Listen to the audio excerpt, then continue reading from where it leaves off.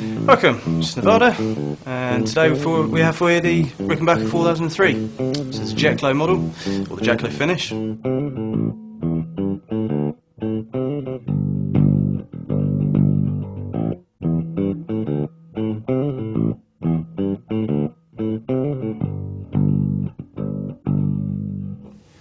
We have one, the fabled, the legendary, one-of-a-kind 4003.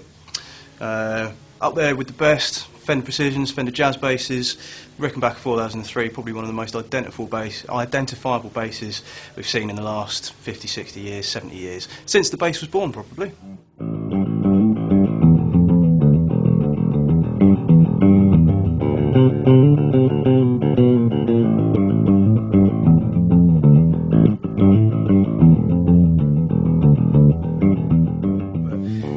Everybody who has seen the Rickenbacker knows they're famous for the massive, great big chunks of metal they've got on there, one over the bridge pickup, the bridge itself, and just the distinctive looks that we've got as well.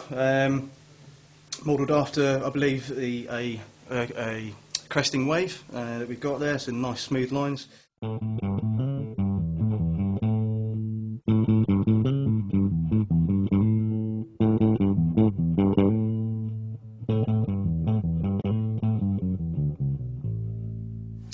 You can do pretty much whatever you want on it. You can slap it if you want to. It's not what you'd think you could slap with, but you could do it.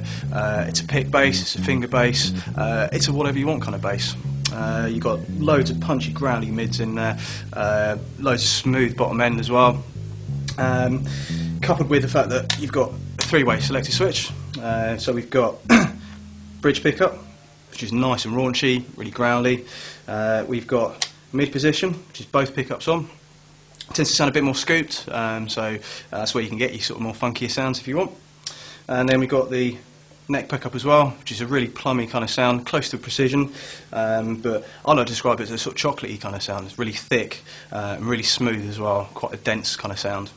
Perfect for your Paul McCartneys who want that sort of really thick kind of sound. Now, something that Rickenbacker have brought out as of, I think, a couple of years ago now, they have brought in the push-pull pot. What that enables you to do is go back to the original 70s sound of the 4003.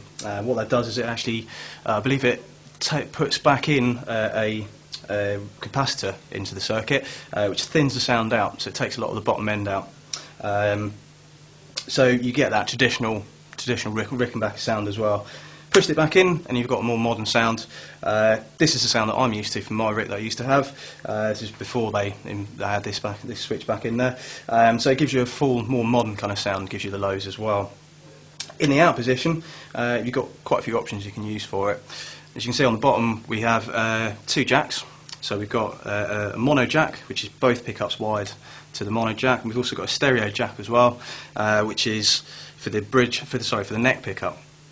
What they'll allow you to do is send the bridge pickup to 1 amp and the neck pickup to another amp as well. So, for instance, Chris Squire would have taken it to possibly a guitar amp, I believe, and also a bass amp. It means you can treat both signals independently. With that switch in the out position, you've got a nice combination of bright and raunchy, coupled with that thick, real deep sort of sound. Taken with those two outputs, you can have pretty much any sort of sound you want, really. And that's it, pretty much. I think that's the Rickenbacker in all its glory. You either love it or you don't. The Lemmys of the world, the Chris Squires of the world, the Paul McCartneys of the world, they can't all be wrong. So here we have it, the Rickenbacker 4003, now in stock. Come down and try it out.